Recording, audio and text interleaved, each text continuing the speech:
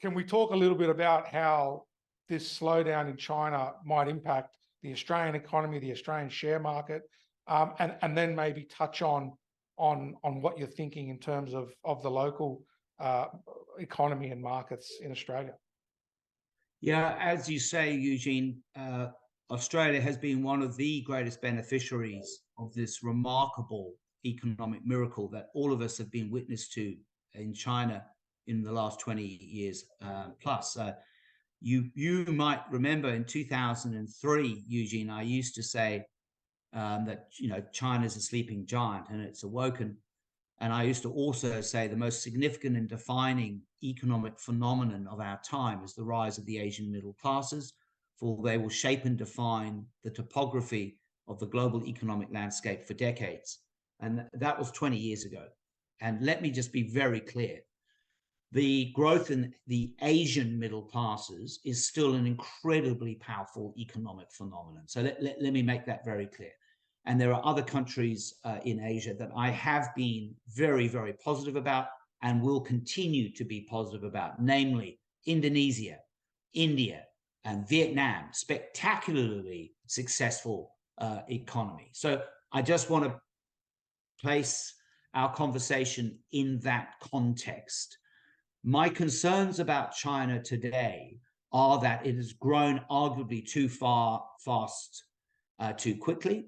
The debt levels are very, very high, and we're now beginning to see the property market unravel, and that will slow growth. Consequences of that will be that countries that export a lot to China, and we are in pole position in that regard, will clearly see a decline in the demand for our exports, principally iron ore, because that feeds through into infrastructure and property development in China. So what are the consequences for Australia? Clearly, if China slows, and I believe it will continue to do so, that will have a net negative impact on the Australian economy. Now, what does our own Australian economic jigsaw puzzle actually look like? Well, first and foremost, the most discussed economic item on the agenda is, of course, the so-called mortgage cliff. It is real as households move from fixed rate, short-term, fixed rate mortgages, 2 to 3 year fixed rate mortgages to variable rates. It is real. All of us know people that this is impacting. Yes, it is primarily impacting, unfortunately, the younger generation, the younger demographic, and also lower to middle income groups. Let's be honest, Eugene, a significant number of the high income groups have no comprehension of this conversation around mortgage cliff. They don't have mortgages. They're actually a beneficiary because they're earning higher rates on their short-term deposits with their banks. So, I mean, let's be very clear about this. Today, unfortunately, in Australia, the people that are being hurt are people that have big mortgages and also people who rent. And the proportion who rent and have fairly horrible mortgages is sufficiently significant for me to say that I think discretionary spending is on the decline. And the latest data that we saw at the end of the second quarter, Q2 quarterly data for retail trade turnover was negative. And in fact, it was 3 consecutive negative quarters. The last time that happened was 2008. And in fact, the Australian Bureau of Statistics highlighted that the last time we saw a year-on-year decline in retail trade turnover was 1991. So there is a negative impact here from higher interest rates. And at the same time, we've got these headwinds coming from China. So my overall look at the Australian economy, and it's horrible. You almost have your Australian passport taken away from you if you actually predict a recession. I am, yes, officially predicting a recession here in Australia, and I hope we can just navigate our way through it. I just continue to believe, Eugene, that after this seismic rise in short-term interest rates in such a compressed period of time, I'm afraid that's going to flow through, as we know from history. That kind of seismic rise in interest rates has an impact, and it's having an impact I think, right across the economy. So I'm afraid, yes, I am in the Australian recession camp, and I hope Australians forgive me for that. I'm sure everyone will forgive you. And look, it's our job to say what we think. So if we think there's going to be a recession, it's best saying that. I also think it's worth mentioning, in light of the recession and perhaps other factors, Chinese, the slowdown in China, etc. You're probably also pretty bearish about the Australian stock market. Yes, as with other global developed, at least, stock markets. yes, I'm afraid I am, and I think we're midway, not quite midway through our reporting season, and I think most companies are indicating that they see somewhat softer revenue growth moving ahead. So, yeah, we're right in the middle of that reporting season. I'm afraid I think the Australian stock market, I'm not massively bearish. I'm very cautious. I'm very conservative, and yes, I know we've got a very nice dividend yield, and that's very attractive. Although we now do have, obviously, the competition from higher short-term interest rates, which we've hardly ever seen before. And in some of the very higher quality end of the corporate credit market, you can get some very attractive yields. So I think a lot of investors are beginning to say to themselves, hang on a minute, what's the risk profile here? Maybe we actually get rewarded for being conservative for the first time in a very, very long time. And do we need to take that extra risk? Given what's happening in China, and by the way, I don't want to drag the conversation back to China, because, as you know, Eugene, I love talking about China. I am a little concerned when I talk to a lot of people that they're not really paying sufficient attention to China. And I think China is a really important story right now. I know that I'm obsessed by it. I've studied it for more than 30 years. I read at least 4 Chinese newspapers a day. So, maybe I'm too close to what's happening in China, but I think I have an obligation to share with people such as yourself and your team, when my anxiety level about China is rising to the fore. And therefore, at the end of the day, if I see Australia, that has been such a massive beneficiary from this huge global economic locomotive, which is China, then I have to say, watch out, everyone. Let's just be aware of the fact that China's in a spot of bother here. And the kind of growth rates that we've all got used to, that is over. The demographics in China are absolutely appalling. We now have more people dying than being born in China. So the demographic factors, and they can't do much about that for in the short to medium term. The youth unemployment rates, the high levels of debt, and by the way, I didn't say in my earlier piece, business and consumer confidence in China at the moment is literally rock bottom. In fact, I've never, ever, even remotely seen a business and consumer confidence as weak as it is. And I do speak to people that are very well placed to comment on China, and their level of anxiety about China and the direction of the Chinese economy is really noteworthy, and the worst I've seen in over 30 years of studying China. So I'm afraid the consequence of all of that is that we're not going to get the kind of tailwind from China that we've had and we've enjoyed for quite a long time here in Australia. Yeah, no, China's definitely a huge piece of every puzzle, given its size and influence level. We touched briefly on interest rates, and I think it's a question that everyone has on their lips. In terms of interest rates, I think we're all pretty confident that we're either at the top of the interest rate rise cycle or very close to it. Maybe there's 1 or 2 rates. And I think, we've discussed this before, Jonathan. What's probably more important from where we are now in terms of interest rates is not necessarily where the end, where the top of the interest rate cycle is, but how long before we get some interest rate relief. How long before consumers get some relief on having to pay, an extra 4.5% on their mortgages, not to mention whatever other debts, business loans, etc. So, firstly, do you just want to confirm whether or not you agree that we're near the top of the rate cycle? And what are your thoughts in terms of, when we might start to see rate cuts? Yeah, this is such a critical issue, Eugene, and I think the way you phrased it is appropriate. It's not so much where the end point is. I mean, because I think we're pretty much there. It's how long we stay up there. And that, I think, is really important. And this is where it gets a little bit complicated. Let's break it into different pieces. First and foremost, I think we're pretty much there.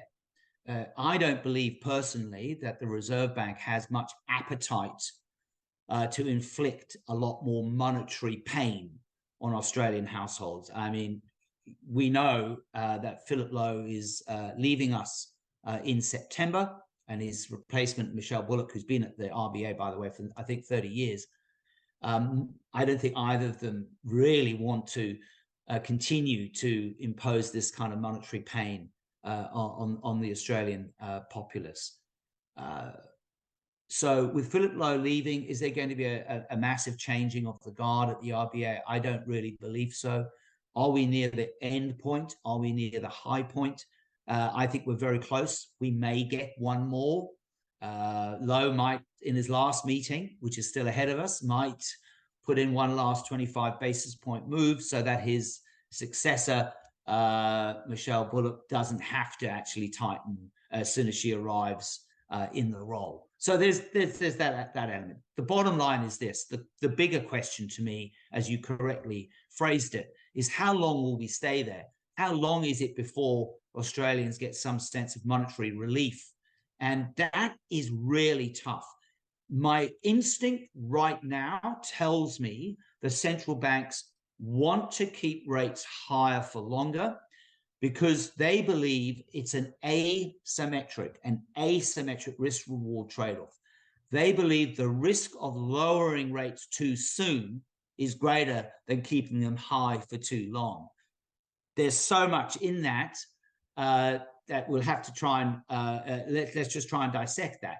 So their fear is, and all central banks have this fear, particularly the United States, is that inflation begins to look like it did in the 1970s.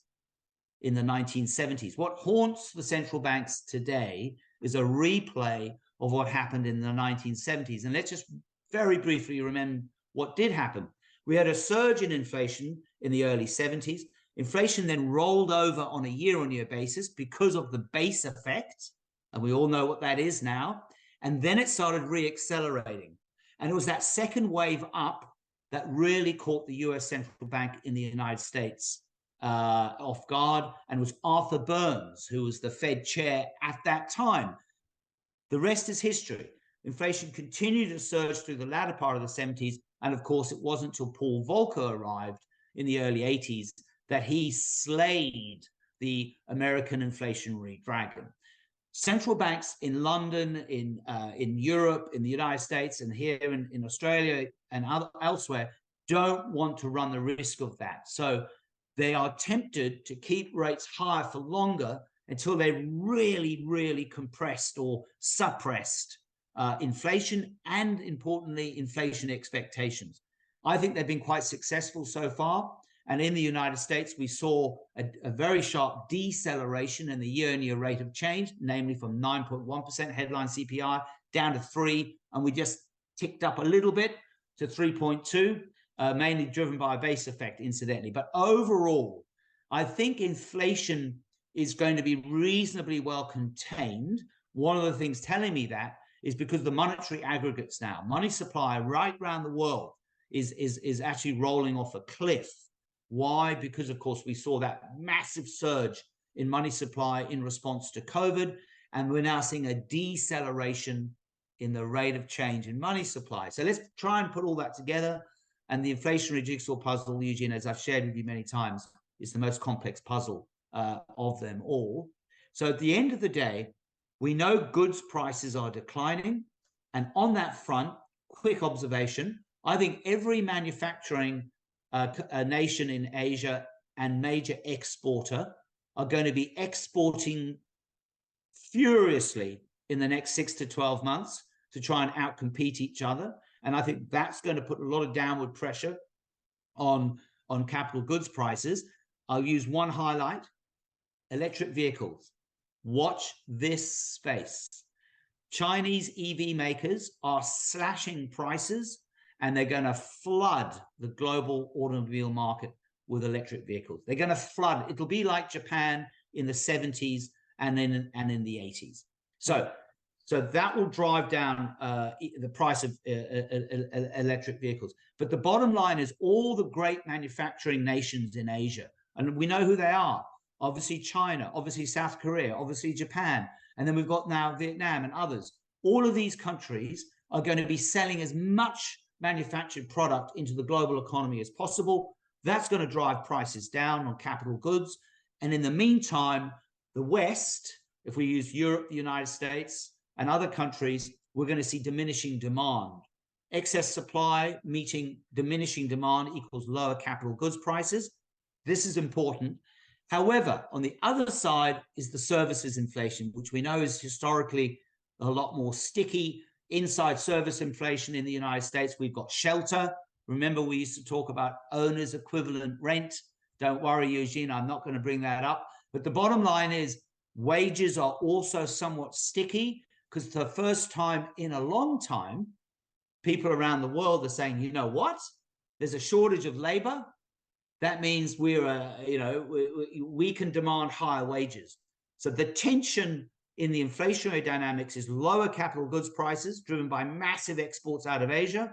However, we're going to have sticky service inflation, particularly in the wage sector. So try and work that one out, and then we know where inflation is going. The bottom line for me is that the central banks are concerned about the stickiness of wage inflation and service price inflation, and hence will keep rates higher for longer. That's going to put even more downward pressure on the respective economies. So in answer to your question, which I've taken probably half an hour to reply to, Eugene, my apologies as always, you asked the question, when will we see monetary relief?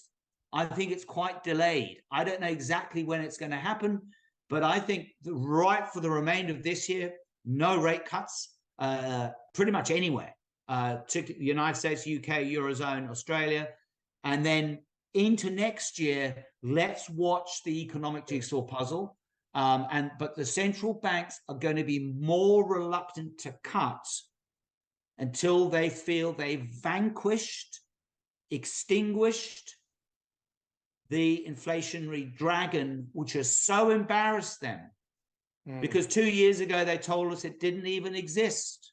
It was a mythical figure, had never come out of the cave. Then the dragon came out of the cave and the central bank said, oh my goodness gracious me, what are we going to do about that?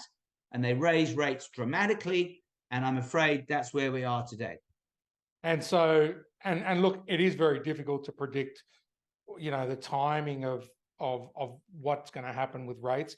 I note that only 3, 4, 5 months ago, bond markets were pricing in rate cuts before Christmas.